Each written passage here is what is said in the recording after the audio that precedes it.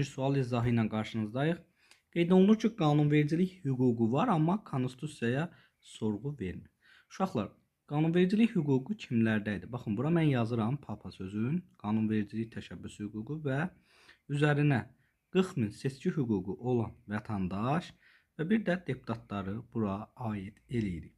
Baxın, burada P hərfi prezidentdir, A Ali Məhkəmə, P baş prokurorluq və bu A hərfi isə Naxçıvan Ali Məclisidir. İndi baxıram buradan qanunvericilik hüququ varmı? Burada Nazirlər Kabinetinin qanunvericilik hüququ yoxdur. O zaman bu variantım getdi.